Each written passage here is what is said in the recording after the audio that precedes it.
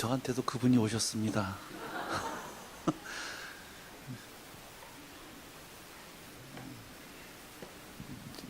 저도 쉽지 않은 시간이 될 것 같은데 하여튼 가보죠. 영적 권위라고 하는 주제를 목사님이 좀 부탁을 해주셔서 그래서 영적 권위에 대해서 시간 되는 데까지 이렇게 좀 보도록 할게요.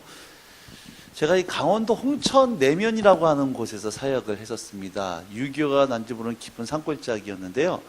저희가 해발 750m 산속에 이렇게 집을 짓고 건물을 짓고 DTS를 했었어요. 그런데 그 앞에 보면 또 산이 이렇게 하나 있는데 이걸 전부 다 깎아가지고 배추밭으로 만들었습니다. 여기 이제 집이 이렇게 오두막집이 하나 있고 돌배나무가 하나 있었던 집이 있었는데 여기 누가 살고 있었냐면 엄씨라고 하는 분이 알코올 중독자예요. 이분이 살고 있었습니다. 어머니랑 살고 있었는데 알코올 중독자다 보니까는 그 생활 능력이 없습니다. 그래서 저희가 아침 저녁으로 음식을 갖다가 이분을 먹여 살렸어요. 근데 저희 DTS 학교에 슬비라고 하는 그 스피츠, 하얀색 스피츠 종 강아지 한 마리가 있었습니다. 굉장히 영성이 있는 강아지예요. 얼마나 영성이 있는지요? 실제입니다. 예수 믿는 사람이 오면 안 짖어요. 근데 예수 안 믿는 사람이 오면 짖어요. 하여튼 희한한 놈이에요. 어떻게, 그러니까 365 오는 우체부 아저씨는 교회를 안 다니까 허구한 날 짖고, 그 어쩌다가 면회 오는데 예수 믿는 분이 안 짖어요. 그러니까 서당계 3년이면 붕어를 얹고, 분식계 3년이면 라면을 끓이고, DTS계 3년이면 학교장을 한다고, 하여튼 그만큼 영성이 있는 강아지였습니다. 그러니까 여러분들이요, 구원 받았나 안 받았나 알려면 가보시면 됩니다. 걔가 짖는다 그러면 이제 심각한 거예요, 이거는. 그런데 어느 날 이 엄씨 아저씨네에서요, 검은 개 한 마리를 데려다가 키우기를 시작했는데, 검은 개도 어떤 개냐면 예쁜 개가 아니라 아주 그냥 그 맹수같이 생긴, 맹견같이 생긴, 그렇게 아주 험상하게 생긴 개를 한 마리 데려다 키우기 시작을 했습니다. 근데 이제 문제가 생겼는데 어떤 문제냐면 아침과 저녁으로 이분들 먹을 그 음식을 드리니까 이분들이 먹고 남은 음식을 걔한테 주는 거예요. 걔는 그건 늘 배가 고픈 겁니다. 근데 저희들은 사람들이 한 맨날 60명 이상 있다 보니까 아침, 점심, 해 먹어야 되는 거예요. 걔들은 자기 그 나와바리라는 게 있거든요. 그러니까 이거 늘 배가 고프니까는 음식 냄새 나고 배는 고프니까 늘 이렇게 이쪽으로 올라오면은요, 세비는 자기 구역이 있으니까 검은 게 올라뜰쯤 되면은 밑으로 내려가서 못 올라가게 막는 겁니다.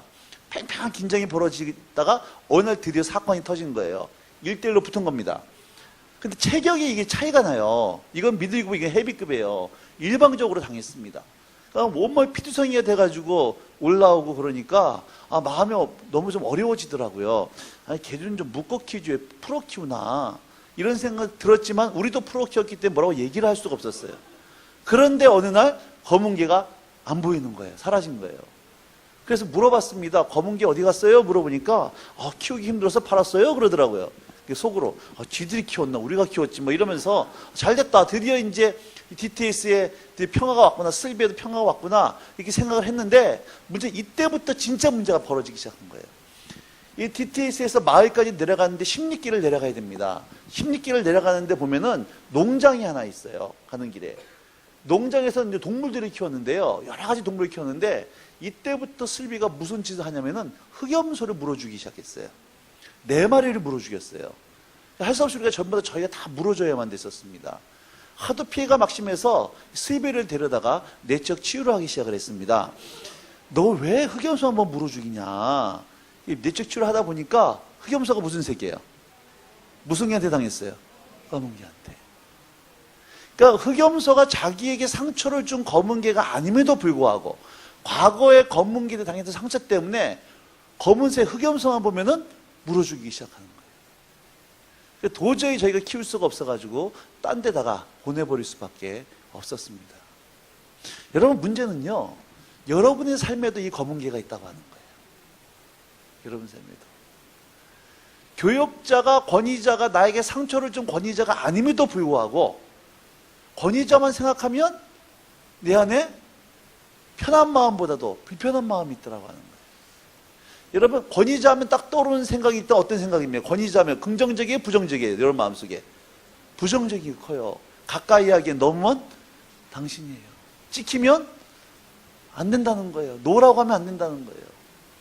그러니까 여러분, 목사님하고 식당에 갔는데 같이 이제 갔는데 목사님이 가운데 앉으시면 오는 분은 가능한 어디 앉습니까? 맨 끝에 앉죠. 눈이 안 마주치는 곳에. 그러다가 어디 화장실에 간다거나 차를 좀 늦게 놓고 오면 어느 자리 비어 있어요? 앞자리, 옆자리. 그래서 밥 먹으면서 오늘 밥 다 먹었다 이런다는 거예요. 아니, 지금 뭐 우리 강 목사님이나 문영호 목사님이 여러분에게 상주 준 검은개가 아님에도 불구하고 왠지 검은개, 그 권위자를 생각하면 여러분, 내 안에 그런 부담감이 있기 시작하는 거예요. 문제는요, 여러분들은 권위자예요, 권위 아래 있는 사람들이에요? 둘 다죠. 부모는 자녀에게 권위자잖아요. 오빠는 동생에게 권위자고, 또 순장님은 순원들에게 권위자고, 나는 권위 아래에 있기도 하면서 권위자이기도 하다는 얘기예요. 동시에 같이 갑니다. 근데 문제는요, 내 안에 있는 이 잘못된 검은개, 권위에 대한 잘못된 이 부정인식의 해소가 안 되면 여러분들이 권위자의 자리에 섰을 때 여러분 권위 아래에 있는 사람들에게 원하지 않는데도 불구하고 내가 받은 상처를 그대로 주게 된다고 하는 거예요. 여러분, 자녀들에게 있어서 가장 큰 상처를 주는 존재가 누구일까요? 부모예요. 어느 부모가 자기 자녀들에게 상처 주고 싶은 부모가 누가 있겠습니까? 그런데 내적 치료하다 보면은요, 가장 많은 상처를 준 사람이 누구냐? 나를 가장 사랑하는 부모들이라고 하는 거예요. 예전에 SBS 솔루션이라고 하는 그 프로그램이 있었습니다. 거기에 SBS에서 여러 가지 어려운 상황이 벌어질 때 나는 상황을 해결해 주는 프로그램이었는데요. 한 아들이 술만 먹고 들어오면은 그렇게 어머니하고 동생들을 못 살게 구는 거예요, 가족들을. 그래서 하도 안 되겠다 싶어 동네 사람들이 신고를 해가지고 SBS 솔루션 팀이 그 사람을 면담하기 시작했습니다. 당신이 이렇게 술만 먹고 들어오면은 왜 이렇게 가정 부시고 사람들 위협하고 이러냐고. 그런데 가만히 얘기를 하다 보니까 그게 누가 그랬었어요? 아버지가 그렇게 했었어요. 아버지가 술만 먹고 들어오면 온 집안이 긴장입니다. 자는 척을 하든지 아니면 도망갔었어야 돼요. 아버지 술 먹고 들어오면 엄마를 그렇게 고생시키고 두들겨 패고 했던 얘기 또 하고 그러니까는 어린 마음에 얘는 결심했던 거예요. 난 절대로 커서 누구처럼 안 살겠다. 아버지처럼 안 살겠다 결심했던 그 애가 나중에 아버지의 자리가 됐을 때 그토록 싫어했던 아버지의 그 모습이 자기의 그대로 다시 드러나더라고 하는 거예요. 왜 그래요? 뭐가 해결 안 된 거예요? 권위에 대한 검은개가 해결 안 됐기 때문에 내 안에 내가 그토록 사랑했던 사람들에게 내 권위하는 사람들에게 의도하지 않음에도 불구하고 상처를 주게 되어지더라고 하는 거예요. 그래서 이 시간에 이 권위에 대한 성경에서 말하는 권위가 도대체 무엇인지를 좀 짧은 시간이지만 한 가지 좀 풀어보고 한번 우리 삶에 비춰보자고 하는 거예요. 자, 로마서 13장 1절 오늘 본문입니다.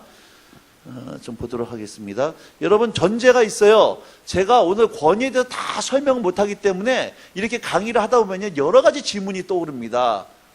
잘못된 권위자는 어떻게 됩니까? 촛불 사태는 우리가 촛불 이거 어떻게 해석해 태극기가 옳습니까? 촛불이 옳습니까? 뭐 이런 여러 가지에 대해서 막 질문이 들어오는데 오늘 거기에 다 대답해 드릴 시간이 없어요. 성경적 원칙만 딱 말씀드리는 거니까 더 궁금한 것들은 여러분들이 이제 좀 스스로 이제 좀 연구를 하셔야 됩니다. 시간이 없기 때문에 말씀드릴 수밖에 없어요. 이게 전부 다가 아니라는 거예요. 원칙만 좀 시간 되게 얘기할 겁니다. 자, 13장 1절 말씀 같이 읽겠습니다. 13장 1절. 자, 시작.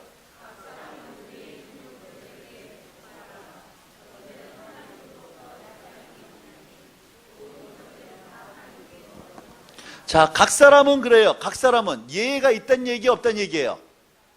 각 사람이 할 때 여기 각 사람에 포함 안 되는 사람이 있어요, 없어요? 없어요. 예의가 없다는 얘기예요. 모든 사람입니다. 여기다 한 사람은 위에 있는 권세들에게 뭐 하래요? 복종하라. 모든 사람은 위에 있는 권위자들에게 복종해야 되는데 그 이유가 뭐냐? 모든 권위는 똑같습니다. 권위는 하나님으로부터 나지 않음이 없나니 모든 권위는 다 누가 정하신 거기 때문에 하나님께서 정하셨다는 거예요. 절대로 하세요. 말씀이 그렇다면 그런 거다. 모든 권위는 누가 정하셨어요? 그러면 하나님 모르게 권위자의 자리에 온 사람이 있을까요? 없을까요? 없겠죠? 네. 그럼 권위의 출발점이 누구란 얘기예요? 권위 출처가 누구란 얘기예요? 하나님이 권위 출처란 얘기입니다. 꼭 기억하셔야 돼요. 모든 권위의 출발점은 누구다? 그래서 권위를 타고 올라가면 누굴 만나게 돼 있다? 하나님 만나게 돼 있다는 거예요. 모든 권위는 하나님께서 정하셨다는 거예요. 자, 이 말이 무슨 얘기냐? 여러분, 이거 중국에서 만들었으면 뭐라고 부르죠? 그러니까 메이드 인 차이나라고 그러죠. 일본에서 만들었으면 메이드 인 자펜이죠. 일본제죠. 자, 그러면 권위는 누가 만들었다? 그럼 뭐라고 얘기할 수 있어요? 메이드 인 헤븐입니다. 누가 만들었어요? 메이드 바이 갓이에요. 하나님이 직접 만드신, 이게 천국제라는 얘기예요. 근데 물건을 보면은, 물건 만든 걸 보면은 뭐라 할 수 있느냐? 물건 만든 걸 보면은 물건 속에는 만든 사람이 뭐가 들어있어요? 성품이 들어있습니다. 물건 만든 거 보면 그 물건 만든 사람의 성품이 드러난다는 얘기예요. 예를 들어서 저희 그 아들놈 두 놈이 있는데요. 아들 딸이 있는데 아들 두 놈 청소를 시켜놓으면은요, 결과를 보면 누가 청소한지 딱 나와요. 저희 큰아들 녀석을 청소하라 그러면 이 녀석 무조건 처박아 놓습니다. 지 눈에 안 보이면 청소 끝이에요. 하등 불편함이 없어요. 근데 둘째 아들 청소시켜 놓으면은 이거는 시간이 필요 없어요. 하여튼 앉아가지고 오하이를 다 맞춰야 되는 거예요. 그러니까 그리고 저희 큰아들 녀석은 숙제 안 해가면은 몸으로 때우는 스타일입니다. 한 대 얻어맞고 말기 스타일이에요. 둘째 아들은 숙제 못하면 잠을 안 자요. 그러니까 이게 청소해놓은 거 보고 숙제해놓은 거 보면은요, 누구 건지가 딱 나온다는 얘기예요. 여러분이 롯데백화점 갔습니다. 명품관 딱 들어갔는데 옷이 너무 화려해 보이고 너무 고급스러워 보여. 그래서 야, 이거 비싸겠다 싶어가지고 어느 나라 거 딱 보니까는 세상에 메이드 인 차이나야. 처음에 봤던 이미지가 있어요, 없어요? 처음에 그렇게 고급스러웠다 보였던 이미지가 메이드 인 차이나라고 하는 거 딱 보는 순간 그대로 남아있습니까? 사라집니까? 사라져요. 아, 그동안 내가 눈이 많이 후져졌구나 싶어가지고 이제 딱 딴 데로 지나가고 있는데 옷이 좀 빈티가 나고 좀 그저그런 옷 같은데 지나가려고 그러는데 거기서 일하는 직원이 사모님, 이거 요즘 최신 유행하는 이태리째예요. 이렇게 얘기를 듣고 딱 보면은 뭐가 있어 보이는 거예요. 그동안 내가 너무 안 다녔구나 싶은 거예요. 여러분, 그 이유가 뭡니까? 어디에서 만들었냐는 거예요. 누가 만들었냐는 거예요. 만든 거에는 만든 사람. 그래서 치계는 가장 좋은 게 어느 나라 거라고 얘기합니까? 왜 그래요? 스위스 사람들의 철저함 때문에. 차, 독일, 튼튼함. 그 만든 거에는 만든 사람의 성품이 들어있다는 거예요. 그럼 하나님이 어떤 분이세요? 사랑이잖아요. 하나님 거룩하신 분이세요. 하나님 의로우신 분이세요. 그럼 사랑이신 하나님이 우리에게 권위를 주셨다고 하면 왜 주신 거예요? 사랑하셔서. 하나님이 거룩하신 분이에요. 권위는 거룩한 거예요. 하나님은 완전하신 분이세요. 권위는 완전한 거예요. 하나님 아름다우신 분이십니다. 권위는 아름다운 거예요. 왜? 만드신 분이 그런 분이기 때문에 그런 분이 만들었으면 그것도 어떻다는 거예요? 만든 거에는 만드신 분의 성품이 그대로 묻어있다고 하는 겁니다. 근데 권위는 하나님 우리의 사랑에서 주신 건데 왜 우리는 권위를 생각하면 이렇게 마음속에 이런 두려운 마음, 부담스러운 마음이 왜 있냐는 거예요. 왜 그렇습니까? 우리 가운데 잘못된 권위를 받은 상처 때문에 권위하면 왠지 모르는 부담감이 있더라고 하는 거예요. 그래서 기억하셔야 됩니다. 내 느낌이 중요한 거, 정서가 중요한 것이 아니라 성에서 뭐라고 말하는지. 권위는 누가 만드셨다? 하나님 만드셨기 때문에 권위는 어떤 거예요? 아름다운 거예요. 우리 사랑해서 주신 줄로 믿으시기 바랍니다. 그러면 하나님께서 권위를 왜 주셨을까요? 요한복음 10장 10절 말씀에 보면 인자가 온 것은 양으로 무엇을 얻고 생명을 얻고 어떠한 삶을 얻게 하려고 더 생명이 풍성한 삶을 누리게 하시려고 하나님께서 예수님 이 땅에 보내셨다는 얘기예요. 그럼 예수님께서 이 땅에 오셨기 때문에 우리가 뭘 누려야 돼요? 생명을 누리고 풍성한 삶을 누려야 되는데 예수님께서 우리에게 주시기를 원하시는 그 생명과 풍성한 삶은 어떻게 우리에게 전해주시냐? 권위라고 하는 통로를 통해서 주시게 됐다는 거예요. 자, 무슨 얘기냐? 여기 자녀가 있습니다. 자녀의 권위자가 누구예요? 부모잖아요. 그러면 하나님께서 자녀에게 부모라고 하는 권위를 위임해 주셨어요. 위임권이라고 그러는데 자녀에게 부모라고 하는 권위를 자녀 주신 이유는 하나님께서는 부모를 통해서 자녀에게 뭘 주고 생명을 주고 부모를 통해 자녀에게 풍성한 삶을 주게 하시려고 자녀에게 누구 세우신 거예요? 부모라는 권위자를 세우셨다는 얘기입니다. 또 교회는 누가 있어요? 성도가 있으면 목회자가 있어요. 하나님께서 목회자라고 하는 권위자를 세우신 이유는 목회자를 통해 성도들에게 뭘 주려고? 생명과 풍성함을 주게 하시려고. 또 여기 교사 학생이 있으면 누가 있습니까? 교사가 있죠. 하나님께서 교사라고 하는 권위자를 세우신 이유는 교사를 통해 학생들에게 생명과 통상함을 주게 하시려고. 그러면 백성이 있으면 누가 있어요? 정치 지도자들이 있어요. 정치 지도자의 권위자를 세우신 이유는 정치 지도자를 통해서 백성들에게 뭘 주려고? 생명과 풍성함을 주게 하시려고 권위자를 세우셨다라고 하는 거예요. 이것이 하나님께서 권위자를 세우신 목적입니다. 그래서 권위된 별명이 있어요. 권위의 별명이 있는데 권위를 뭐라 그러냐? 같이 합시다. 파이프. 권위는 파이프다. 권위는 파이프다. 파이프는 뭐예요? 통로의 개념입니다. 복의 통로라고 하는 거예요. 생명의 통로라고 하는 거예요. 부모라고 하는 권위란 통로를 통해서 학생과 목회자와 교사와 이게 순장님과 또 정치자 이런 모든 권위자의 통로를 통해서 그 아래 권위 아래 있는 사람들에게 생명의 복을 통로로 권위자를 세우셨던 얘기예요. 두 번째, 권위의 별명이 있습니다. 따라서 권위는 우산이다. 비가 올 때 우산 안에 들어가면 비로부터 뭘 받아요? 보호를 받는 거예요. 자녀가 부모라고 하는 권위 아래에 있으면 외부로부터 부모의 권위 아래에서 자녀의 보호를 받습니다. 성도들이 목회자의 권위 아래에 있으면 외부의 잘못된 세력으로부터 목회자의 권위의 보호를 받는 거예요. 그래서 권위는 우산이라는 거예요. 이게 별명입니다. 하나님께서 우리에게 권위자를 주신 이유. 그렇다면 내 위, 잘 들으세요. 내 위에 권위자가 많다는 얘기는 뭐가 많다는 얘기예요? 복의 통로가 많다는 얘기예요. 내 위에 권위자가 많다는 얘기는 나를 보여줄 사람들이 많다는 얘기예요. 이게 성경적인 원리입니다. 근데 세상은 자기의 권위자가 많으면 그런 사람이 뭐하는 사람이라고 그래요? 실패자라고 얘기해요. 이 세상적인 사고방식과 성경적인 사고방식을 구분하셔야 됩니다. 하나님께서 권위자를 주신 이유는 권위 아래에 있는 사람들에게 생명과 복을 주시려고. 그래서 하나님은 어떤 사람들이 많이 나오기를 원하느냐? 예수님을 닮은 권위자들이 이 땅에 많이 나오기를 원하시는 거예요. 예수님을 닮은 부모, 예수님을 닮은 선생님, 예수님을 닮은 정치 지도자. 그래서 이들이 가는 곳마다 자기 권위 아래 있는 사람들을 보호하고 케어해서 그들을 하나님의 자녀로 세워가도록 이렇게 예수님 닮은 권위자들이 나오기를 원하신다고 하는 겁니다. 이게 권위 주신 목적이에요. 여러분, 그러한 복의 통로가 되게 주님을 축복합니다. 자, 2절 말씀이 됐어요. 2절. 그래서 하나님께서 권위를 정하셨는데 2절 시작.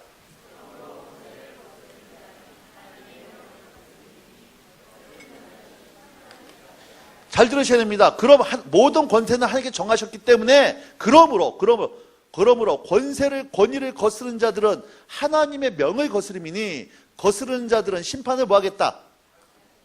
스스로 취한다는 거예요. 중요한 얘기입니다. 권세를 거스르는 것은, 권위를 거역하는 것은 누구를 거스르는 거다? 하나님을 거역하는 거라는 거예요. 여기 왕이 있습니다. 신하가 있어요. 왕이 신하에게 명령을 보냈는데 전령을 통해서 신하에게 왕의 메시지를 주는 거예요. 여러분, 전령이 권위가 있는 이유는 뭐 때문에 전령에게 권위가 있습니까? 왕이 뭘 가졌기 때문에? 메시지를 가졌기 때문에. 그 전령이 왕의 메시지를 가지고 신하한테 왔는데 신하가 보니까요, 전령이 자기 마음에 안 들어. 자기 스타일이 아니야. 전령이 눈이 너무 조그매. 그래서 마음에 안 들어. 그래서 신하가 전령을 무시해버렸어요. 전령을 무시한 거예요? 왕을 무시해버린 거예요? 왕을 무시한 거예요. 근데 신하는 이렇게 생각하는 겁니다. 나는 지금 왕을 무시한 게 아니라 전령이 마음에 안 들어서 무시한 것밖에 없어. 이 말이 맞을까요? 틀릴까요? 틀리다는 얘기예요. 전령이 권위가 있는 이유는 왕의 메시지를 가졌기 때문에 권위가 있는 거예요. 그래서 사극에 보면 전령이 왕의 메시지를 가지고 갔을 때 신하 앞에서 뭐라고 외칩니까?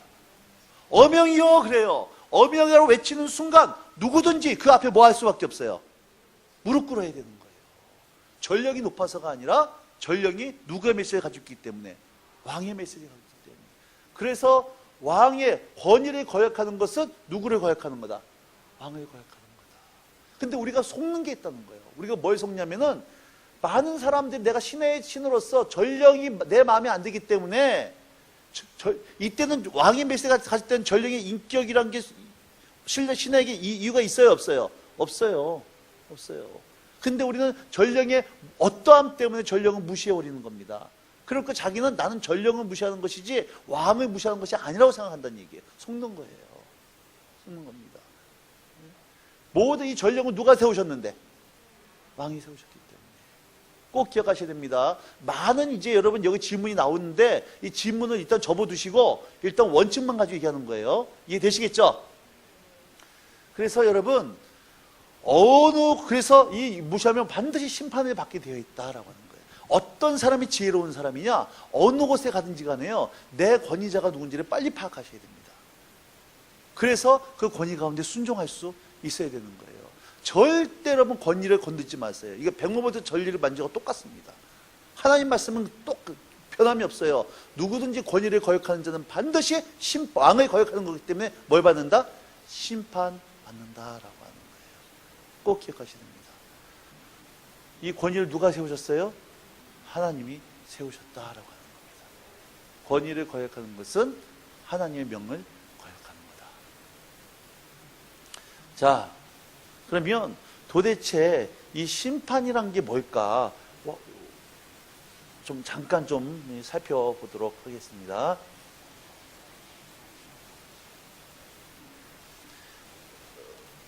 사무엘상 일단 15장으로 한번 가보세요. 사무엘상 15장.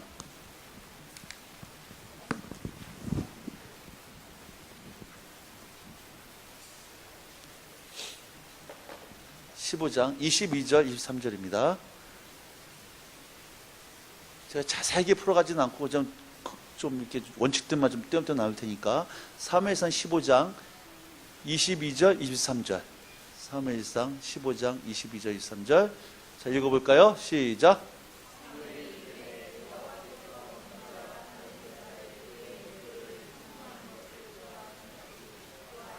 자, 하나님께서 뭘 좋아하신대요? 목소리 경청하고 순종하는 걸 좋아하신대요? 번제와 제사를 좋아하신대요? 목소리 듣고 순종하고 좋아하신다는 거예요. 번제가 필요 없다는 얘기가 아니라 하나님의 명령에 순종함이 없는 제사보다 차라리 하나님 말씀에 순종하시는 하나님 더 기뻐하신다라고 하는 겁니다. 그래서 순종이 제사보다 낫고 듣는 것이 소의 기름보다 낫는데 23절 시작.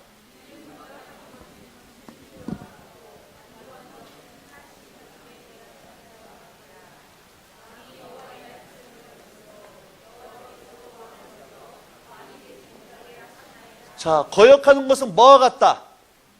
점치는 죄와 같고 완고한 것은 우상숭배와 똑같다는 거예요. 근데 여러분 우리나라 말에는 같다란 말이 있습니다. 점치는 거역은 점치는 죄와 같다 그러는데요. 원래 히브리 원문에는 같다란 말이 없어요. 이렇게 번역되어야 됩니다. 거역은 점치는 죄다. 완고한 것은 우상숭배다. 내가 점을 치고 우상을 숭배한다는 얘기는 내가 누구의 권위 가운데 들어간다고 하는 거예요? 마귀의 권위 가운데 들어간다는 얘기입니다. 그런데 내가 스스로 점을 치고 우상을 숭배해서 마귀의 권위 가운데 들어가는 거하고 거역하는 거고 왕 것이 똑같다는 거예요. 왜 그러냐면 아까 권위의 출발점이 하나님이라고 그랬습니다. 하나님께서 이렇게 하고 권위자 두셨어요. 위인 권위자를 두셨고 권위 아래에 있는 내가 있다는 거예요. 근데 내가요, 권위자가 부모일 수도 있고 목회자일 수도 있고 선생님도 있어요. 근데 보기에 내 마음에 안 들어, 권위자가. 내 마음에 안 들어서 이 권위자를, 하나님께서 권위자를 통해서 뭘 주기를 원하셨어요? 생명과 복을 주기를 원하셨고 보호하기를 원하셨는데 내가 보니까 권위자가 내 마음에 안 들어. 그래서 이 권위를 거역해서 잘라버렸습니다. 그러면 하나님의 생명의 복이 흘러와요? 안 흘러와요? 하나님 보호하심이 있어요? 없어요? 하나님의 생명과 복이 흘러오지 않고 하나님의 권위 가운데 들어가지 못하니까 결국 누구의 권위 가운데 들어갈 수밖에 없다는 거예요? 마귀의 권위 가운데. 그래서 마귀의 권위에 들어가는 거예요. 스스로 마귀의 권위 가운데 들어가나 권위자를 거역하고 권위자의 말에 왕과에게 불순종함으로 말미암아 하나님의 권위 보호로 끊어지면서 마귀의 권위에 들어가나 결과는 똑같다라고 하는 거예요. 그래서 거역은 점치는 죄다. 완고한 것은 우상 숭배다라고 하는 거예요. 꼭 기억하셔야 됩니다. 그래서 여러분 교회에서 보면은요 주차 요원들이 있습니까? 교회? 주차 요원을 대하는 태도가 하나님을 대하는 태도가 똑같다는 거예요.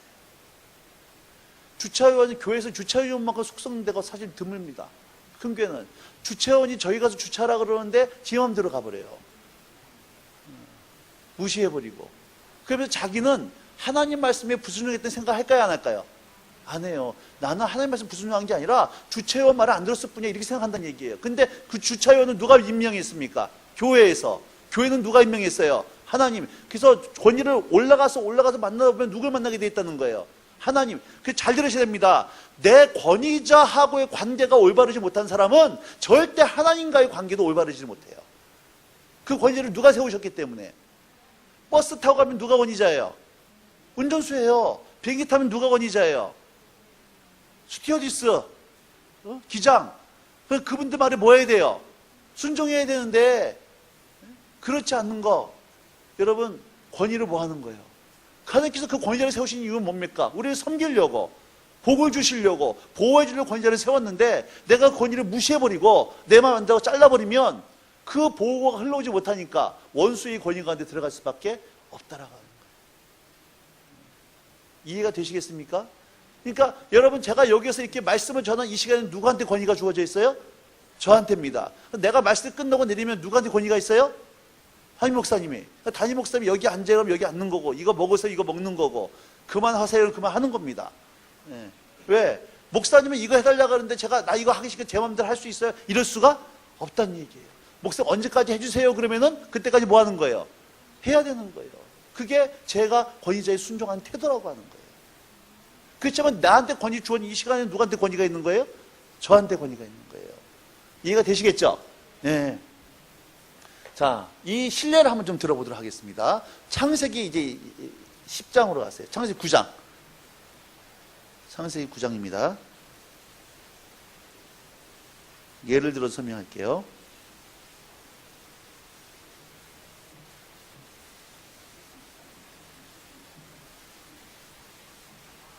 창세기 9장 20절부터 27절입니다. 창세기 9장 20절부터 27절. 제가 한 절 읽고 여러분 한 절 읽고 교대로 읽겠습니다. 노아가 농사를 시작하여 포도나무를 심었더니 가나안의 아버지 함이 그의 아버지 하체를 보고 밖으로 나가서 그 두 형제에게 알림해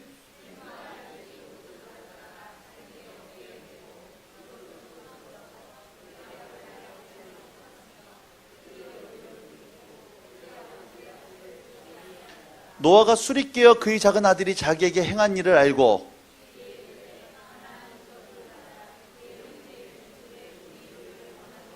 또 이르되 셈의 하나님 여호와를 찬송하리로다. 가나안은 셈의 종이 되고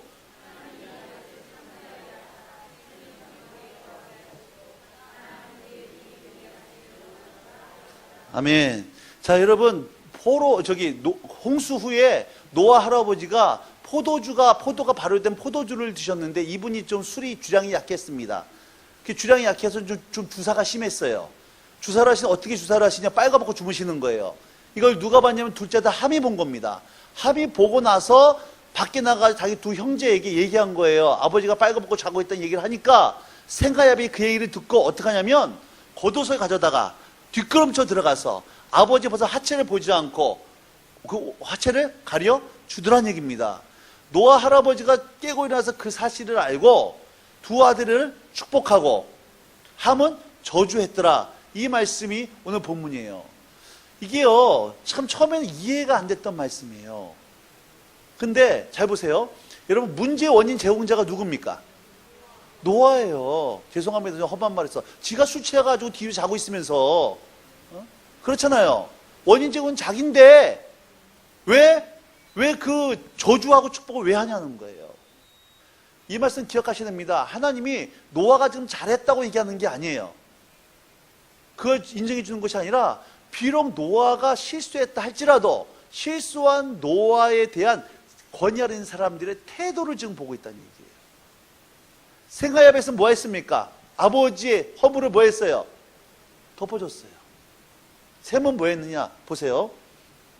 22절 보세요. 22절 다시 한번 읽겠습니다. 가나안의 아버지 함이 그의 아버지 하체를 뭐 했어요? 보고, 여기 봤다는 얘기가 그냥 나도 모르게 보여줬다는 얘기가 아닙니다. 경멸하는 눈초리로 쳐다봤다는 얘기예요.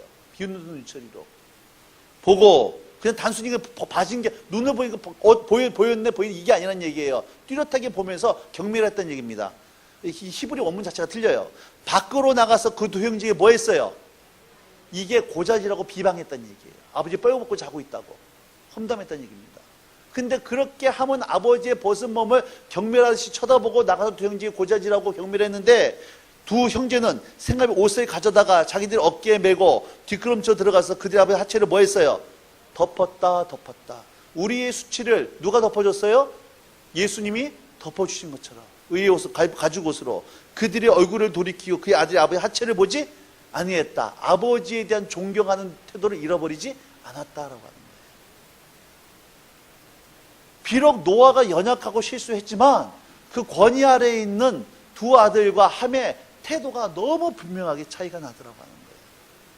여러분, 교회 목사님들, 교육자들, 장로님들 흠이 있습니까? 없습니까? 연약한 점이 있어요? 없어요? 있죠. 교회가 선한 목재가 완전한 교회예요? 아니죠. 여러분, 그 연약한 점을 봤을 때 여러분 어떤 태도를 취하고 있냐는 거예요. 어떻게 목사가 저럴 수 있냐? 어떻게 교회가 이럴 수 있냐? 어떻게 장로님이 저럴 수 있냐? 어떻게 아버지가 여러분 뒤에서 험담하고 밖에 나가가지고 떠드는 사람이 있는 반면 그 연약한 점을 내가 덮어주고 기도로 감싸주고, 나로 이거 왜 저걸 보게 하셨을까? 기도라고 하신 모양이구나. 그래서 기도의 자리로 나갔던 사람이더라고요. 오늘 여러분들은 여러분 위의 권위자들이 연약한 점을 봤을 때 나는 어떠한 태도를 취하고 있는가? 사람들이 모여서 수덕수덕하면서 기도 제목을 내는 것처럼 얘기하면서 사실 험담하고 있지는 않는가? 아니면 그걸 주님 앞에서 내가 사랑은 모두 허물을 덮는다 그랬는데 나는 기꺼이 변호해주고 변명해주면서 그대로 덮어주고 있는 거야. 누가 축복을 받았어요? 생가 야베. 권위자의 연약한 점을 올바르게 반응했던 생가 야베에서 축복을 받았고, 누가 저주를 받았습니까? 함이 아니에요. 성경 보세요. 가나안이 누굽니까? 함의 아들이에요. 함이 비방을 했는데 누가 저주를 받아요? 아들이. 여러분, 자녀들이 있는 데서요, 목사님 비방해 보세요. 그 얘기를 자녀들이 들어보세요. 자녀가 저주받는 거예요. 아버지 엄마가 목사님 욕을 하고 교회 욕을 하고 있는데 그 아들이 그걸 들으면요, 그 목사님에 대한 존경심이 있겠어요, 없겠어요? 없어요. 목사님부터 주어질 생명과 복이 자녀 나 때문에 자녀이 흘러가지 않는 거예요. 학부모들이 학교 교사를 우습게 열기 시작하니까, 공교육을 우습게 열기 시작하니까, 참 이게 부모들이 우스운 게 뭐냐면은 학교에서 선생님이 애들 쥐어빼면 큰일 나요.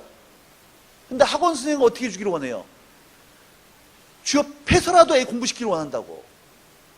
학교 선생님의 권위를 부모들이 인정을 안 해주니까 그 저주를 누가 받는 거예요? 공교육 다 무너져 있잖아요. 공교육 다 무너져 있어요.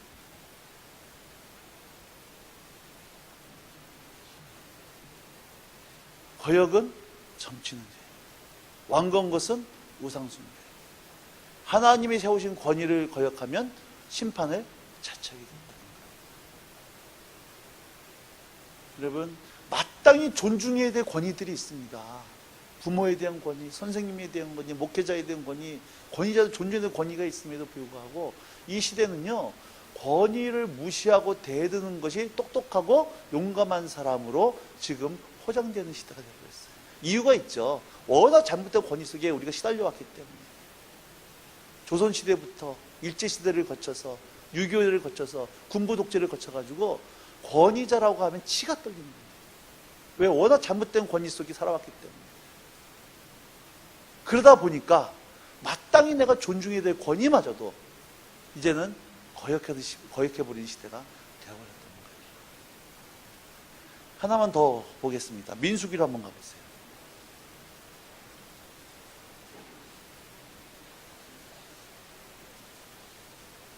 (12장입니다)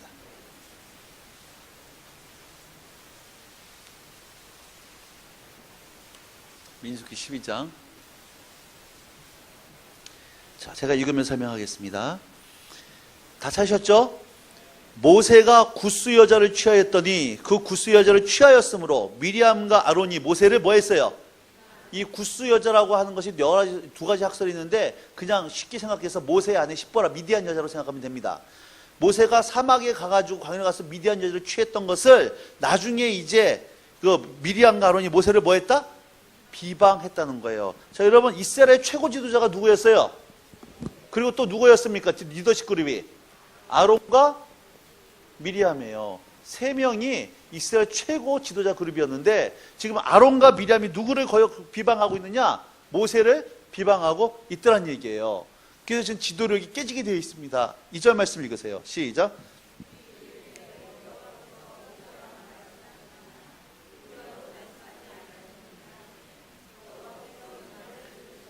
모세만 하나님의 음성 듣냐? 우리도 하나님의 음성 들을 수 있어. 얘기하는 거예요. 모세만 신령해, 우리도 신령해. 이게 모세를 비방하는데 여러분 이 말을 누가 들으셨어요? 기억하세요. 권위자를 비방하는 말을 누가 듣고 계신다? 하나님이 듣고 계신다. 꼭 기억하셔야 됩니다. 3절 말씀.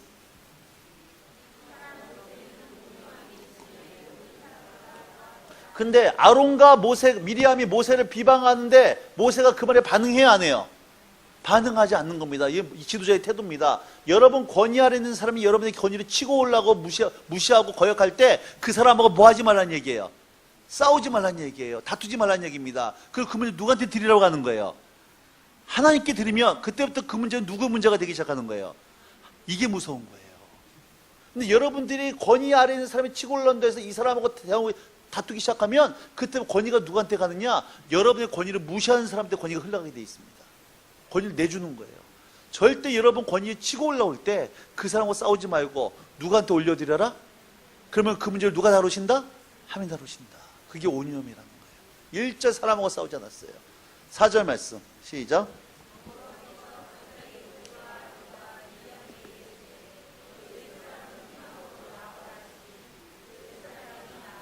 이스라엘 최고 지도자가 지금 싸우니까 공동 문제가 생겼으니까 하나님께서 안 되겠다 싶어서 간섭하시기 시작합니다. 모세, 아론, 미리암 세 사람 위치로 하는 거예요. 나오라고 하는 겁니다. 쫙 나갔어요. 5절.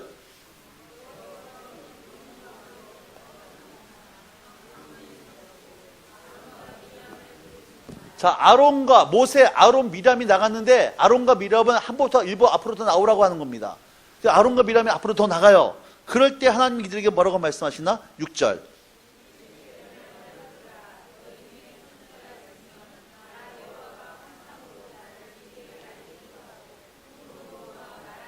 하나님께서는 선지자에게 뭘로 말씀하셨어요? 어떻게?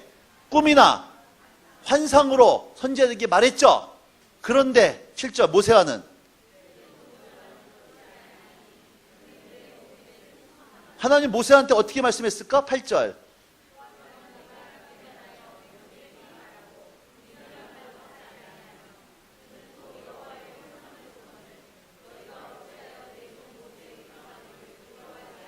자, 선지자들에게는 꿈이나 환상으로 말씀했는데 모세한테는 어떻게 말씀했다? 꿈이나 환상에 직접 되면서 말씀했다는 얘기예요.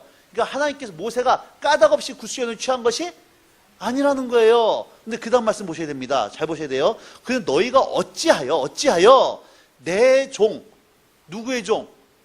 하나님의 종이에요. 모세 비방하기를 두려워하지? 하나님 입장에서 봤을 때 하나님이 세우신 권위자를 비방하는 것은 하나님 입장에 봤을 때 뭐 해야 될 일이라는 거 하는 얘기. 그러니까 하나님이 세우신 종을 비방하는 것은 하나님 입장에서 봤을 때는 뭐 해야 될 일이다? 두려워해야 될 일이라는 거예요. 그런데 사람들은 전혀 두려워하지도 않고 하나님이 세우신 권위자를 뭐 하더라? 비방하더라는 거예요.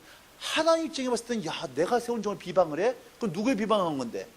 하나님 비방한 건데 두려워해야 될 일인데 이 인간들이 두려워하지도 않고 하나님이 세우신 종을 비방하고 있더라는 거예요. 기가 막힌 일이죠. 자, 9절 말씀 시작. 여러분 기억하세요. 권위를 거역하고 비방하는 곳은 하나님의 임재가 떠나가기 시작합니다. 꼭 기억하세요. 10절.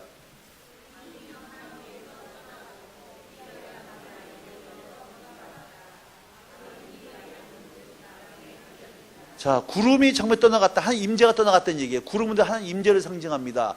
권위를 비방하는 곳에 하나님 임재가 떠나가 버려요. 그리고 미리암이 뭐가 걸립니까? 문둥병 걸리죠? 기억하세요. 권위 거역하는 사람 문둥병 걸린다는 거예요.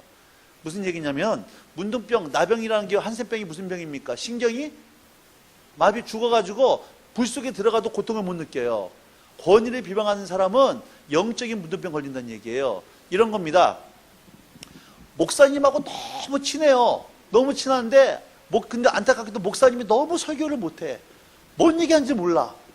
근데 목사님 너무 친해. 그럼 이 사람은요, 지가 알아서 은혜 받아요, 그냥. 목사님이 뭔 말을 해도 알아서 은혜 받기 결정을 해버려요. 근데 목사님이 너무 말씀을 잘 전해요. 근데 목사님 관계가 안 좋아. 그러니까 아무리 목사님 말씀을 잘 전해도 은혜 받을까 못 받을까? 못 받아요. 문둥병을 린다는 얘기예요. 여러분, 수학 선생님이 너무 좋으면은 뭐까지 잘할까? 수학까지. 근데 수학 선생님이 싫으면 뭐까지 싫어져? 누구 손해예요? 내 손해라는 거예요. 하나님께서 나에게 복을 주려고 세우신 권위자를 세우셨는데 이 권위자하고 내가 관계가 깨져버려요. 그 권위를 내가 거역을 해버립니다. 그러면 이 권위자를 통해 나에게 주고 싶은 은혜와 복이 흘러오지를 못하는 거예요. 내 안에 뭐가 걸린다는 거예요? 문둥병 걸린다는 얘기입니다. 원수가 잘 쓰는 방법이에요. 그래서 여러분 할 수만 있으면 여러분 권위자하고 무슨 관계를 누리려고 하는 거예요? 좋은 관계를 누리려고 하는 겁니다. 나에게 권위자를 주신 이유는 나에게 복의 통로를 주셨기 때문에 그런 거예요. 아부란 얘기가 아니에요. 그래서 저는요, 요즘은 이제 학교에서도 일반 줄 수 없잖아요. 선생님들에게. 그래서 어떻게 하냐면요, 매해 학교가 딱 끝나면, 딱 갈라지면요, 애들이 편지를 쓰게 합니다. 학원 선생님, 교회 선생님, 학교에서 편지를 딱 받아 쓰게 하고, 네 돈으로 초콜릿 하나 사갖고 오라 그래요. 그래가지고 포장을 해가지고, 가서 스님한테 꼭 감사하다고 인사드려요. 1년 동안 너무 감사하다고. 우리 자녀를 가르쳤던 선생님들은 다 그렇게 일부러 하도록 시킵니다. 너의 보호자로 했던 분에게 감사할 수 있어야 된다. 여러분, 교회 여러분 여기 순이라 그럽니까? 뭐라 그럽니까? 목자가 계시죠? 네, 여러분 목자랑 좋은 관계 되게 축복합니다. 아무리 목자가 좋으신 분이라 하더라도요, 목자와 관계 깨지면 목장 들어갈까 안 들어갈까? 안 들어가요. 그럼 누구 손해예요? 내 손해라는 거예요. 여러분, 동물의 왕국에 보면은요, 소떼가 몰려있는 곳에 사자가 들어가요, 못 들어가요, 그게? 초식동물에도 못 들어가요, 무리져 있으면. 그럼 어떤 놈을 잡아먹습니까? 혼자 있는 놈이에요. 그건 세상에서 밥되게 돼 있습니다. 교회 공동체 속에 있지 않고, 목사님이 싫고, 누가 싫어가지고, 나 혼자서 예배 드릴래 해가지고, 교회에서 아웃사이드 도는 분들이요, 여러분, 거의 원수의 피표적이라는 얘기예요. 꼭 기억하셔야 됩니다. 자, 11절. 11절 읽으세요. 시작.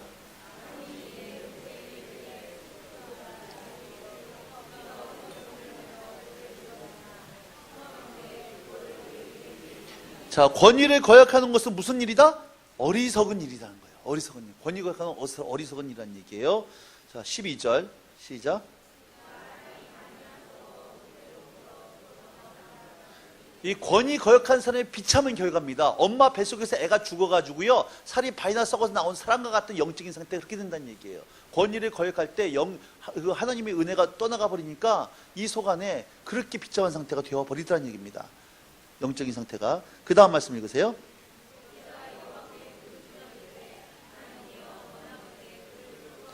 자, 권위 아래 있는 사람이 모세를 거역했을 때 모세가 반응했어요, 안 했어요? 하나님께 맡겼죠? 근데 이들이 권위를 거역함으로 하나님의 심판 가운데 들어가니까 모세가 어떡합니까? 이들에서 뭐 하는 거예요? 중보하는 거예요. 이게 올바른 권위자의 태도입니다. 아, 꽃이다. 그것 봐. 너 목사 대적하면 그렇게 되는 거야. 이게 권위자의 태도가 아니라는 거예요. 그들을 위해서 중보하기 시작하는 겁니다. 그 다음 말씀.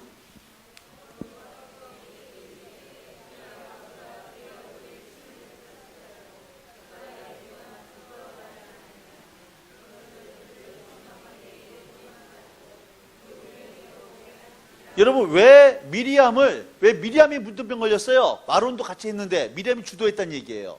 근데 미리암을 왜 진영 밖에 일주일 동안 가둬뒀습니까? 미리암이 원수의 통로가 돼버린 거예요. 권위의 통로가 돼버린 겁니다. 그래서 정결케 하기 위해서 미리암을 진영 바깥에 일주일 동안 정결케 하는 작업을 두게 하신 거예요. 그 다음 말씀 15절 16절.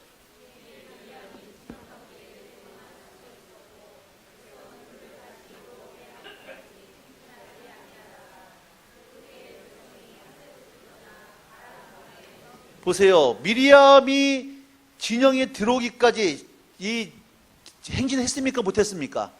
못했어요. 교회 내의 권위가 무너지면 교회가 절대로 세상을 향해 행진해 나갈 수가 없어요.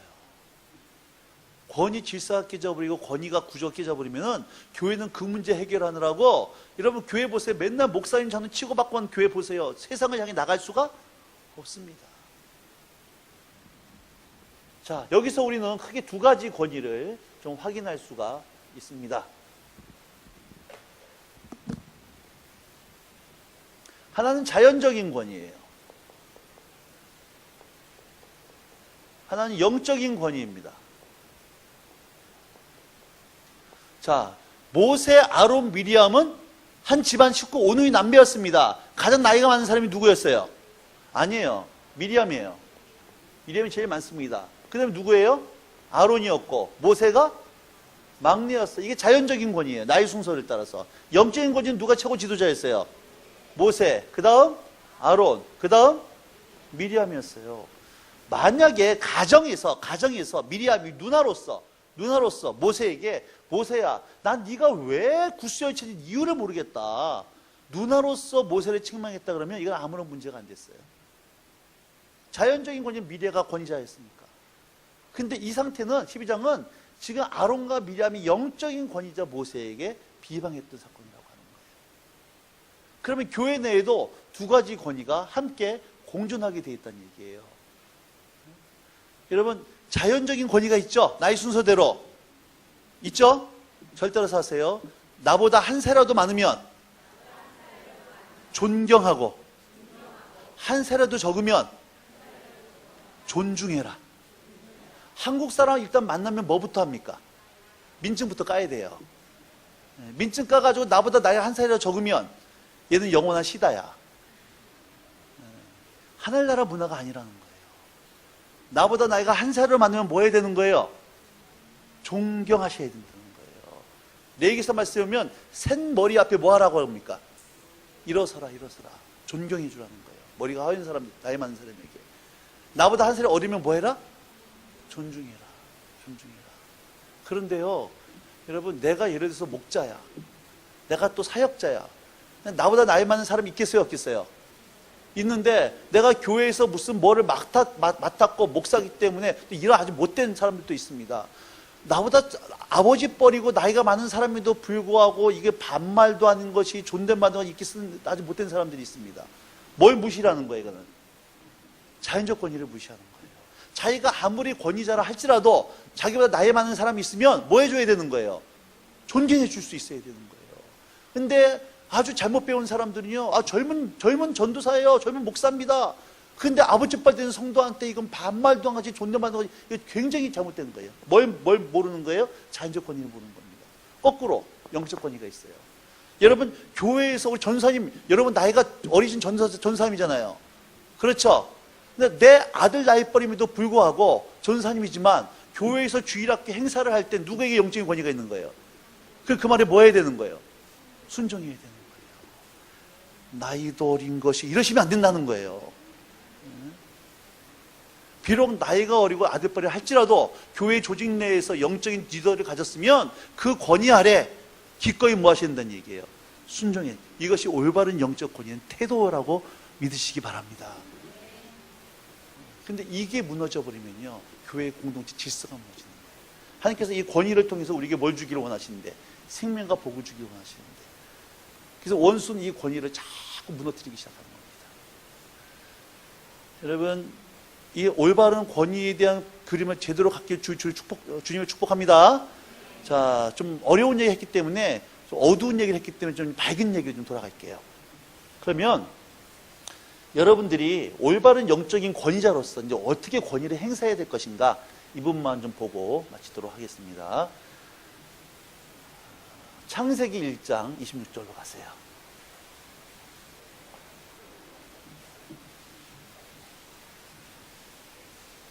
창세기 1장 26절. 자, 같이 있습니다. 시작.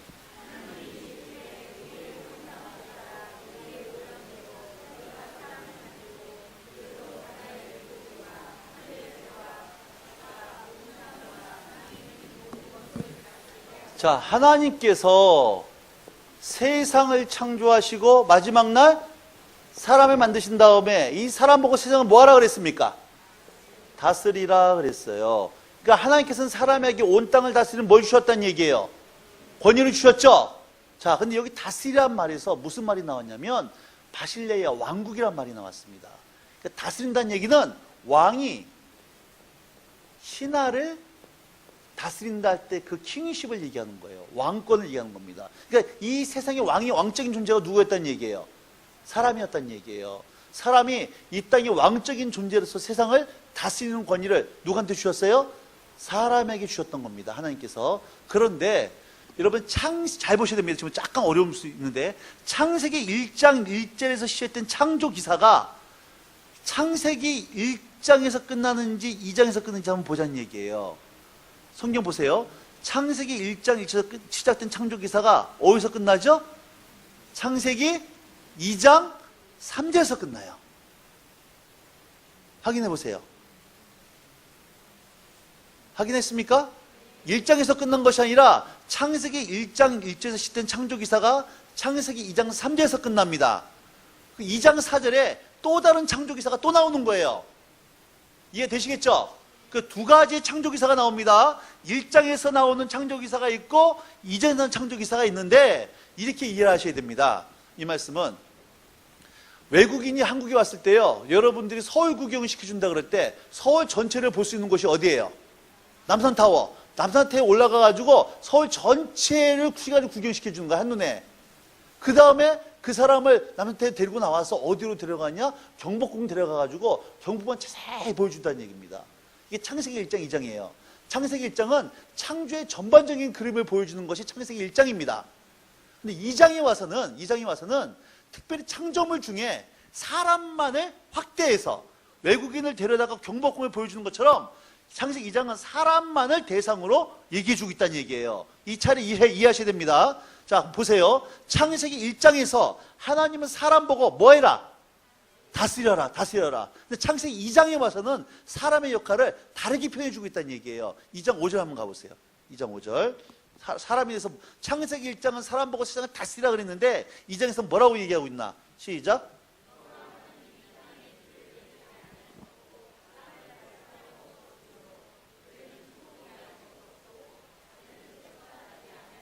자, 여기서는 땅을 뭐 하라 그래요?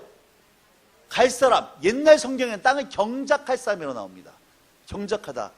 간다. 경작하다는 얘기예요. 자, 요것만 보세요. 요것만 보면 언제 다 끝납니다. 창세기 1장은 사람 보고 세상을 뭐 해라? 다스리라는 얘기는 왕이 신하를 뭐 한다는 얘기예요? 다스린다는 얘기입니다. 근데 경작한다는 말은요, 재밌는 말이 뭐냐면 경작한다는 말은 노예가, 종이 주인을 섬긴단 말이에요. 여기서 아바드 종이란 말이 나왔습니다. 잘 보세요. 창세기 1장은 왕이 신하를 다스린다 하는 의미로 사람에게 권위를 주시는데 2장에서는 사람의 역할에 대해서 뭐라고 얘기해 주고 있느냐? 종이 주인을 섬긴다, 경작한다는 말로 사람의 역할을 표현해 주고 있다는 얘기예요. 완전히 반대입니다. 이걸 우리가 어떻게 이해를 해야 되느냐? 사람이 세상을 다스릴 때 어떻게 다스려라? 섬김으로 다스리라고 하는 거예요. 섬김으로 다스려라. 그럴 때 세상은 뭐가 돼요? 에덴. 무슨 뜻이죠? 기쁨이라는 뜻입니다. 그때 세상은 에덴이 되는 거예요. 다시 한번 얘기합니다. 이거 굉장히 중요한 얘기예요.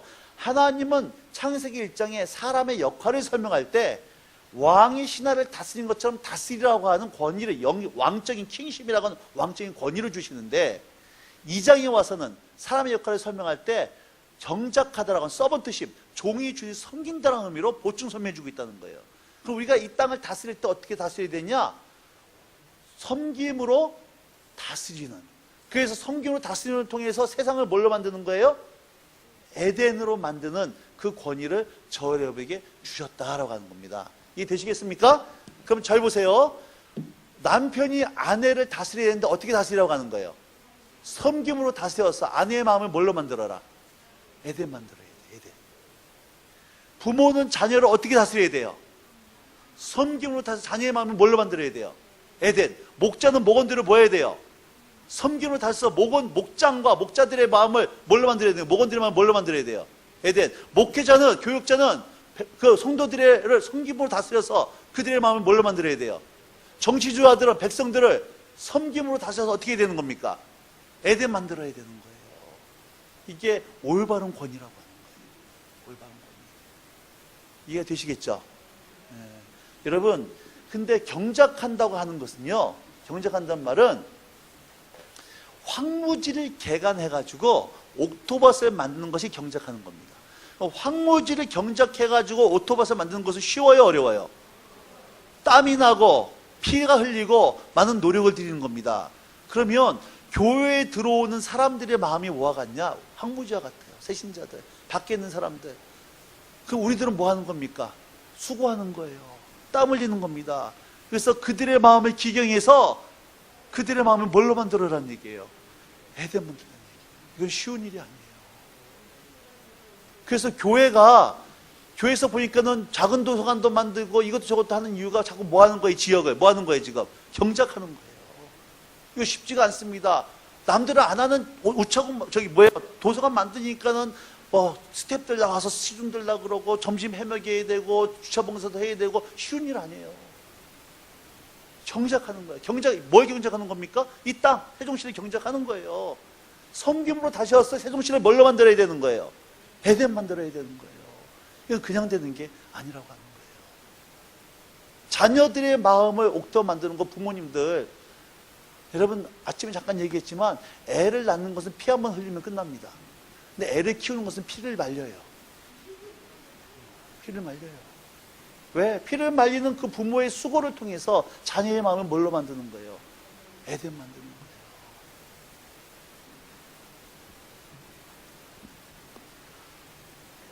자, 마가복음 10장으로 한번 가세요. 마가복음 10장.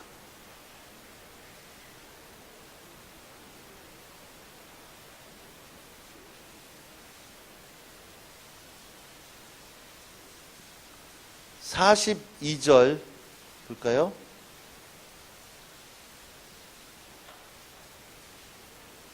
(42절입니다) 시작.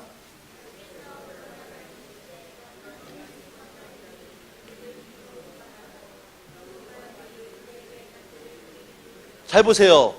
이방인의 집권자들, 권위자들입니다. 세상의 권위자들은 사람들을 임의로 뭐예요? 주관하고 그 고관들이 그들에게 권세를 뭐합니까? 부려요, 부려. 이게 세상 사람들의 권위 가진 사람들의 사고방식이란 얘기예요. 세상의 권위자들은 자기 권위를 가지고 사람들을 뭐합니까? 부리고 임의로 사람들을 뭐예요? 주관해요. 누굴 위해서? 자기를 위해서, 자기를 위해서. 그래서 나온 사태가 무슨 사태예요? 땅콩 빼앗 사태, 라면 상무 사태, 공관병 갑질 사태. 다 이게 무슨 짓이에요? 자기 권위를 가지고 사람들 뭐 하는 겁니까? 부리는 거예요. 세상의 권위를 가진 사람들의 세상적인 사고방식이라는 얘기예요. 그런데 43절부터 45절 시작.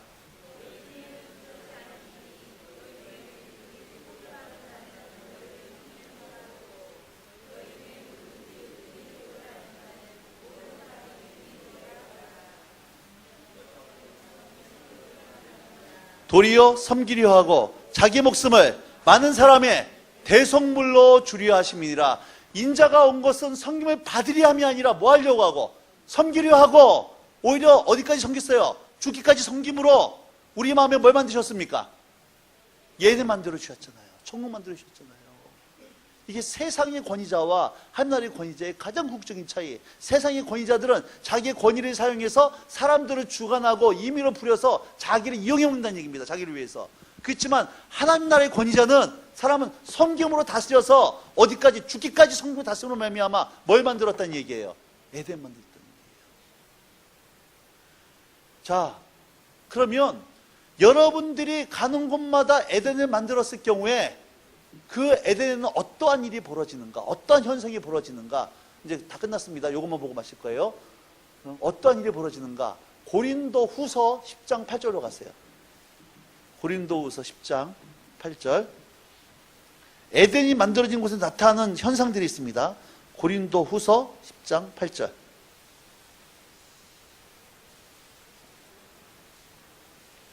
자, 시작. 주께서 주신 권세는 너희를 무너뜨리려고 하신 것이 아니요 세우려고 하신 것이니 내가 이에 대하여 지나치게 자랑하여도 부끄럽지 아니하리라. 자, 시다 13장으로 갔어요. 13장 10절입니다. 13장 10절. 시작.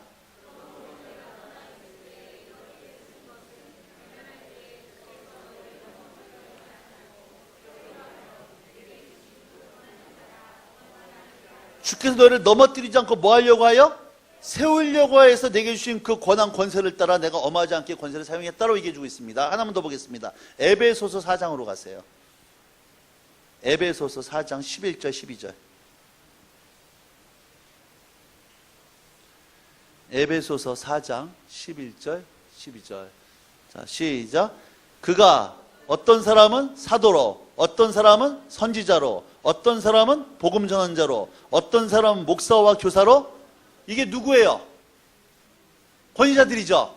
사도, 선지자, 복음 전하는 자, 목사와 교사, 초대교회의 권위자, 초대교회 직분입니다. 지금부터 얘기하면 목사, 장로, 권사, 안수집사, 교사 이 얘기예요. 이들을 세우신 권위자를 세우신 이유가 있는데, 세우신 이유는 12절 시작. 이는 성도들을 온전하게 하여 봉사의 일을 하게 하려고. 그래서 뭘 세우려고? 그리스도의 몸을. 그리스도의 몸이 뭐예요? 교회입니다. 자, 그럼 아까 고린도 10장 8절, 13장 12절, 에베소 4장 11절 12절에 공통된 단어가 있어요. 어떤 단어가 있습니까? 세운다는 거예요. 여러분, 섬김으로 다스리는 제대로 된 하나님의 권위를 사용하면 어떤 일이 벌어져요? 세워지는 역사가 일어나요. 넘어진 자가 일어나고, 약해진 자가 강해지고, 묶인 자가 자유케 되어지고, 상처받아 치유받는, 세워지는 생명연설이 나타나는 줄을 믿으시기 바랍니다. 근데 세우는 권위가 있으면 단대로 무슨 권위가 있어요? 무너뜨리는 권위. 무너뜨리는 권위가 있으면 어떤 일이 벌어질까요? 반대로 사람이 도적질 당하고 죽임당하고 멸망당한다는 거예요. 원수의 하나님의 권위가 사용되지는 곳에는 세워지는 생명연설이 나타나는 반면에 사단의 권위, 세상의 권위가 사용되지는 곳에는 사람이 상처받고 죽임당하고 멸망당하는 일이 벌어지게 되어 있다는 얘기예요. 자, 그러면 이제 적용해야 됩니다.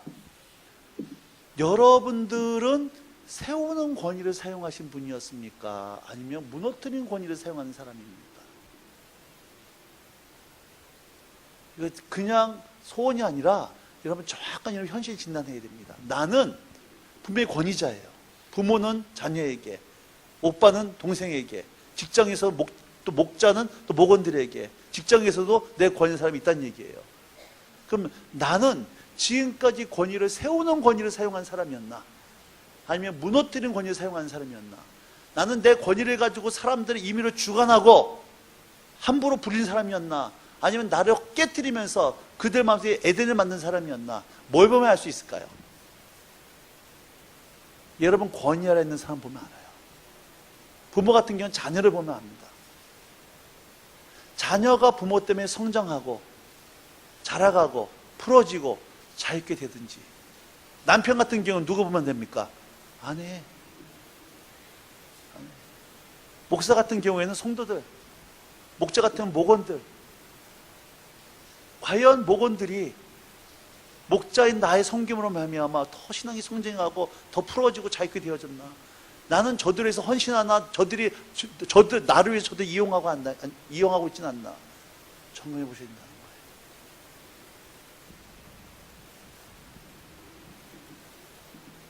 안타까운 거는 교회에 많은 분들이 왔다가 교회를 떠나가는 이유는요, 여러분, 많은 경우에 잘못된 권위 사용 때문에 그 일에 상처받았어요. 떠난 분들이 의외로 많다고 합니다. 자, 그럼 여기서 끝나면 안 됩니다. 어디까지 가야 되느냐? 그러면 나는 내가 가는 곳마다 뭘 만들어야 돼요? 에덴 만들고, 에덴 속에 사람들 어떻게 해야 됩니까? 세워야 돼요. 어떻게 하면 내가 그러면 가는 곳마다 사람들을 세우고 내가 가는 곳마다 에덴을 만들 수 있을 것인가? 중요한 건 이겁니다. 여러분, 이 권위의 출발점은 누구로부터 와요? 근데 내가 하나님과의 올바른 관계가 되어 있지 않으면 절대 하나님의 지혜를 통해서 에덴 만들 수가 없어요.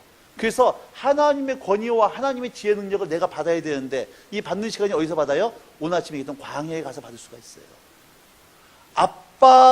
아빠로서의 제대로 된 권위를 행사하기 위해서는 반드시 아빠는 하나님과 올바른 영적인 관계를 가지고 있어야 되는 거예요.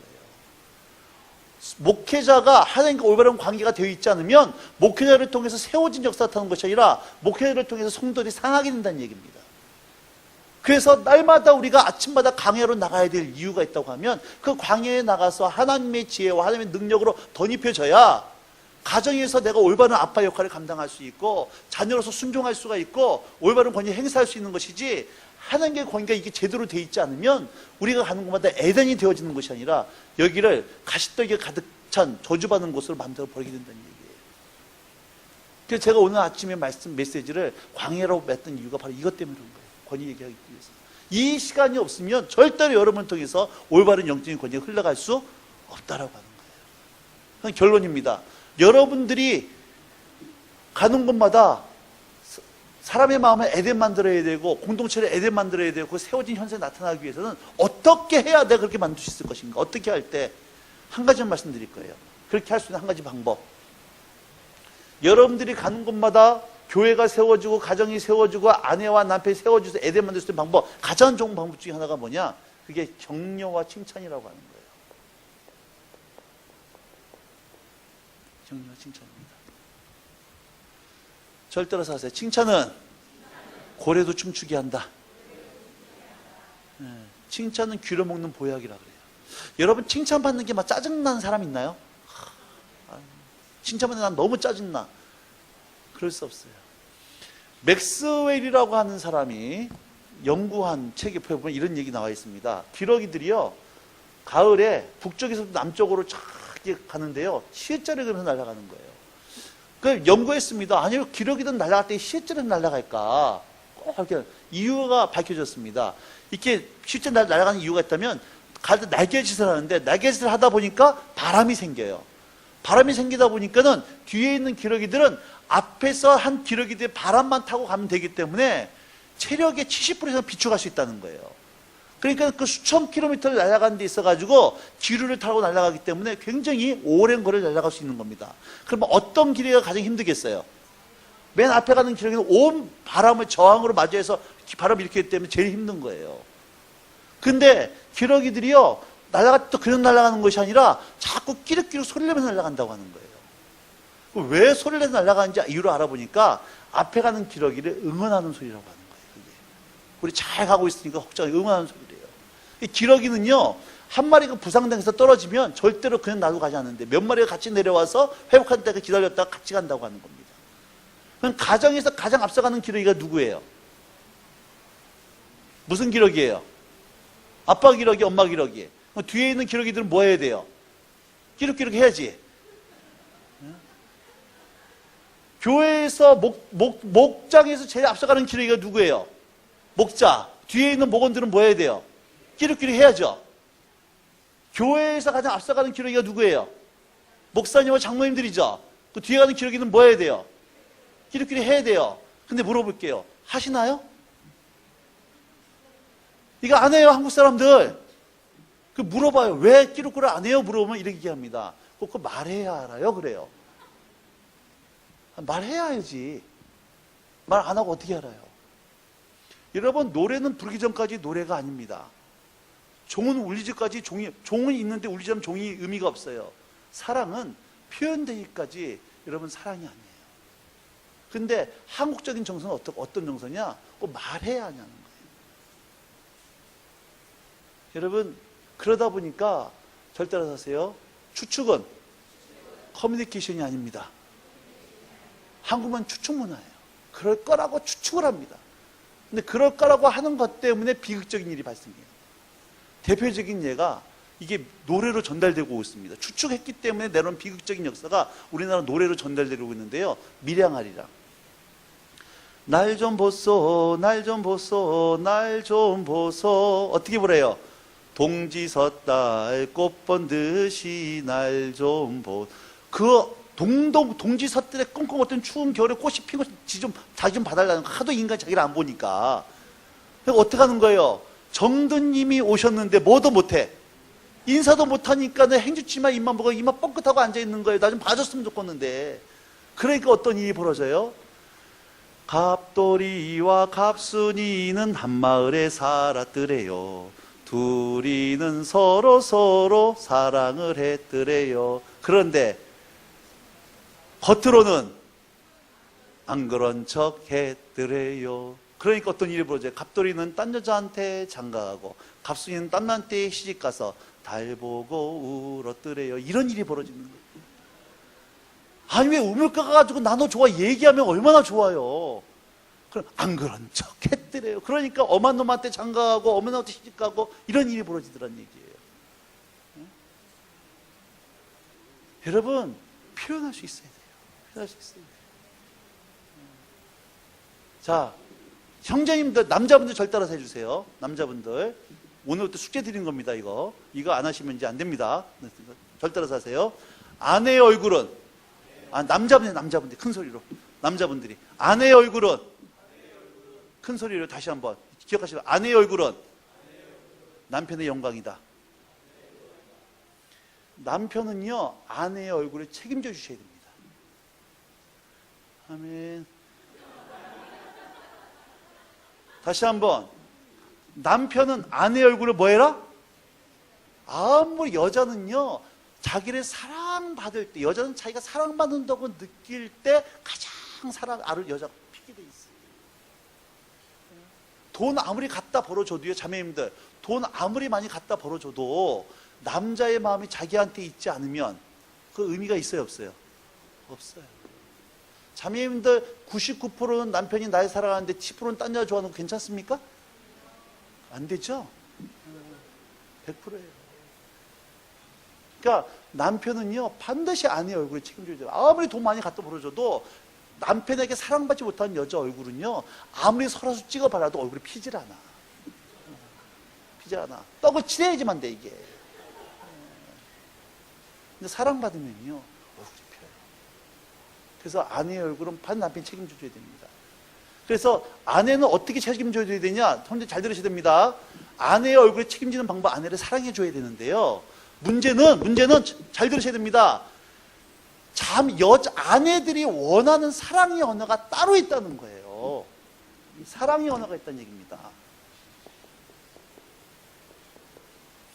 문제는 남편들이 자기 아내의 사랑의 언어를 몰라요. 제 얘기를 좀 해야 돼요. 저희 아내는요, 제일 싫어하는 선물이 무슨 선물이에요? 꽃 선물입니다. 승질을 내요, 꽃 갖고 오면. 차라리 현금으로 달래요. 왜? 꽃 갖고 가면 그게 나중에 쓰레기가 되니까. 근데 저희 아내는요, 제일 스트레스 받는 게 뭐냐면은, 화장실에 갔는데 남자가 3명이고 여자가 2명이에요, 저희 집에. 굉장히 깔끔한 여자입니다. 남자애들이 좀 조준을 잘해야 되는데, 조준을 잘못하면 변기가 더러워져요. 저희 아내는 아주 끔찍하게 싫어합니다. 그래서 제발 저한테 부탁하는 게 제발 앉아서 좀 볼일 보면 안 되겠냐는 거예요. 그래서 제가 어느 날 애들을 불렀습니다. 지금부터 우리는 무조건 앉아 쏜다. 그래가지고 그때부터 무조건 한테 화장실 볼 때 앉아보라고. 애들이 성 정체도 다 생겼기 때문에, 컸기 때문에 앉아 쏜다고. 그래가지고 애들이요, 이제 소변을 보니까 저희 아내가 너무 행복하게 느껴지는 거예요. 그게 아내가요, 자기가 존중받는 느낌을 받는다는 거예요. 그게 저희 아내의 사랑의 언어였어요. 저희 아내는 사랑의 언어, 자기 딴에 사랑한다 꽃 갖다 주면 저희는 승질낸다니까. 근데 저희 아내는요, 애들하고 놀아주는 거. 그게 할 때 저희 아내는 굉장히 큰 사랑을 느껴요. 근데 남편은요, 아내가 원하는 사랑의 언어를 모르니까 지가 좋은 대로 자꾸 지방식도로 사랑하는 거예요. 귀찮아 죽겠는데 자꾸 가서 치근덕거리기 시작하고, 의미없는 쳐다보기만 하고. 맞아요. 막 나오죠, 이제. 자매님들 잘 들으셔야 됩니다. 남자들은요, 절대로 아내의 사랑 언어가 뭔지를 죽었다 깨도 몰라요. 그럼 어떻게 돼요? 말해줘야 돼요. 특별히 생일기념 같은 챙겨 좋아하는 자매님들, 생일기념이 되면요, 알아서 해주고 생각하지 말고, 모든 달력에다 빨간 동비 다 쳐놓고, 다 얘기를 해야지만 이 인간이 알아먹지, 못 알아먹어요. 저도 그러더라고요, 저도. 그래서 남편들 기억하시기 바랍니다. 내 아내의 사랑의 언어가 뭔지 반드시 물어보세요. 어떻게 해줄 때 당신 사랑받는다고 느끼는지. 그 아내는 정말 얘기해 주셔야 됩니다. 그리고 그 아내가 원하는 내가 원하는 방식이 아니라 아내가 원하는 방식대로 사랑을 표현해 주세요. 아멘. 하셔야 됩니다. 자매님들 큰 소리 하면 안 돼. 이건 아정지입니다. 자, 자매님들 절대 따라서 하세요. 자매님들. 아내의 영광은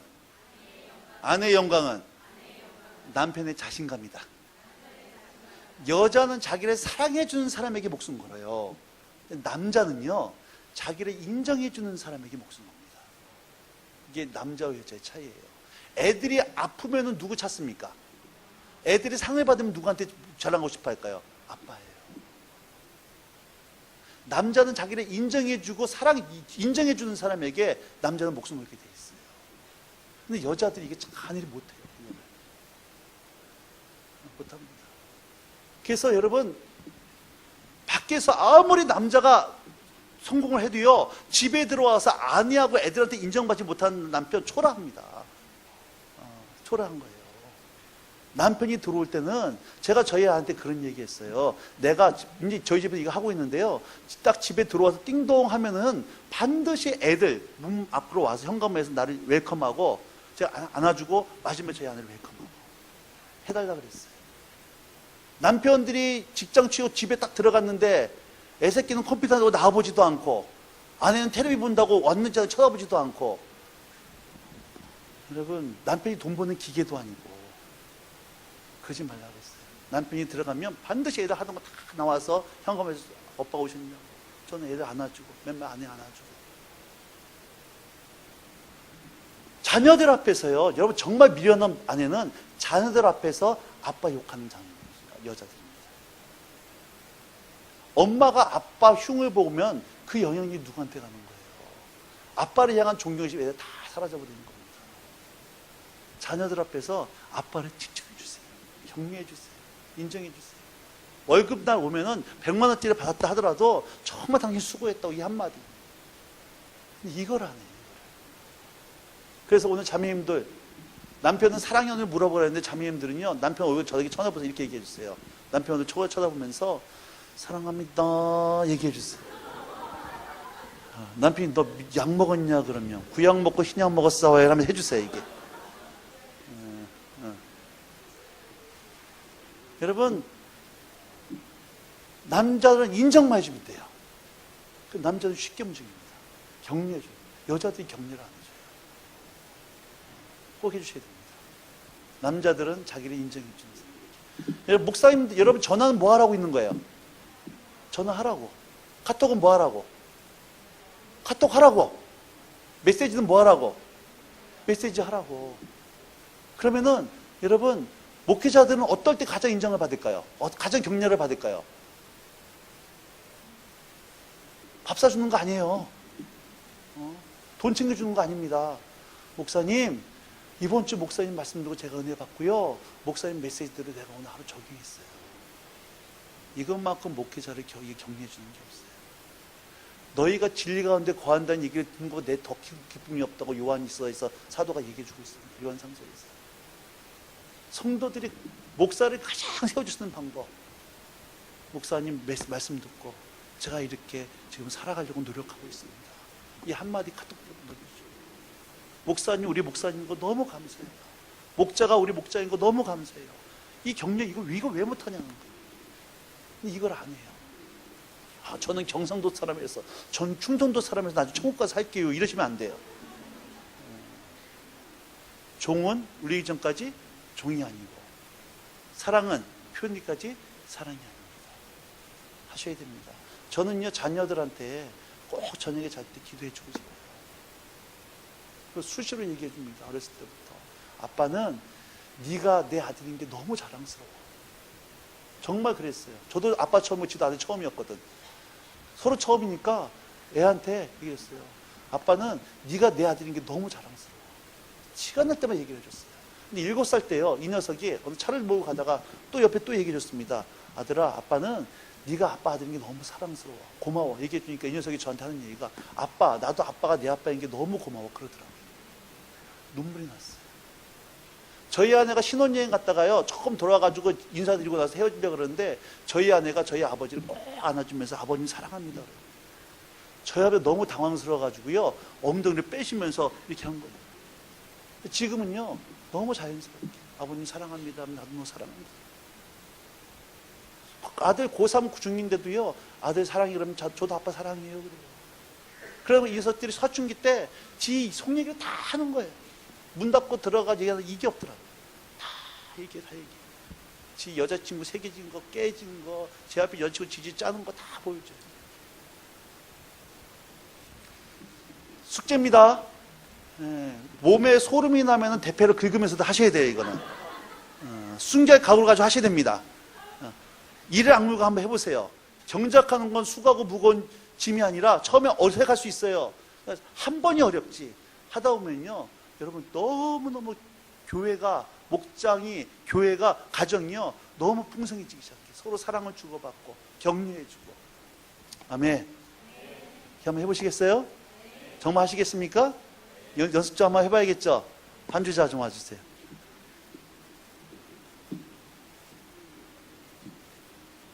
반주자. 예수 사랑하시면 디키.